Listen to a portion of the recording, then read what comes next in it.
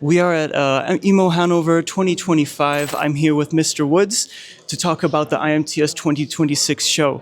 Thank you for agreeing to the interview. My first question to you is, what can visitors and exhibitors expect to see new at IMTS 2026? It's unbelievable. I mean, each time we do an iteration of IMTS, we end up having new things. It usually starts with the easiest place to find the newest things, which are kind of advanced on the front end, is we have an emerging technology center. The emerging technology center is between the two major halls, north and south, and we're showing technology there that is probably 5 years out. So in the past, we introduced being able to make a car during IMTS additively. You know, development of the early MT Connect standard before it was actually brought out in the real marketplace. So we've done things with spacecraft and things that are going to be new technologies and materials. And so this year, as you can imagine, that's coming up in 2026, will be leveraging industrial AI.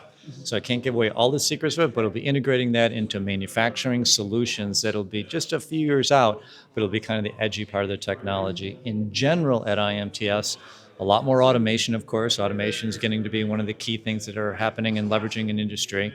You're going to see probably as well current levels of AI that people are using in almost every booth. As when you walk around any show these days, it seems everyone's talking about AI. But I think mostly what you start to notice is that first point relative to automation in many of the different booths and advancements in software and software moving from platforms that start getting in more into digital twin and how digital twins actually can be physically and kinematically correct. So you can really use them in doing prototype development. And so that's the integration of metrology and software as the CAD folks and kind of moving into a complete digital model. That's kind of new and very much now effective in doing things that before was just part of a cartoon or part of a picture, where now it's part of a solution.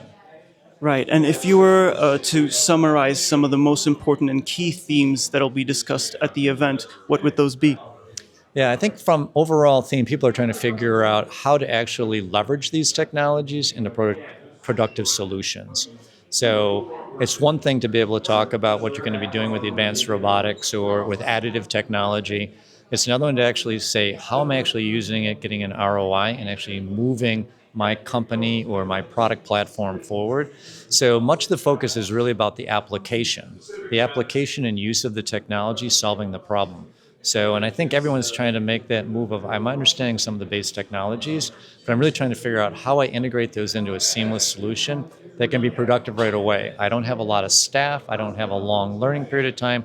So how are these tools like machine learning or better human interfaces or the advancement of a simplified robotic application, how is it ready and available to use quickly with the minimum amount of effort, just because everyone's having a difficult time finding people that can man all these projects?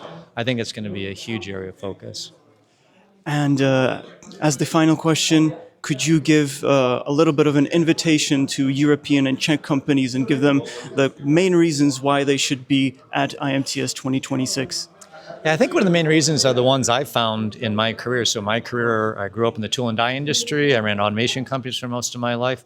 And I made it a point to travel around the world, including to the Czech Republic, to go to shows in different countries. And the reason why is some of the major companies are the same no matter which country you go to. But some of the middle companies, some of the companies that won't necessarily are just beginning their export business or just beginning to innovate a new technology, they're not necessarily probably at every one of the shows. And so in a market as big as the United States, with Silicon Valley and the other technologies that we develop there, you'll see things at this show that you might not see someplace else. And so I've made it a point all through my career from early on to try to get to every key major show around the world and look at some of the new things you don't normally see. And I'd say it's very much the reason why folks from Europe or the Czech Republic would want to come look for that golden opportunity that maybe you didn't see at another show locally or regionally. All right, Mr. Woods, thank you very much for your time and thank you for the interview. You bet. Thank you very much for having me.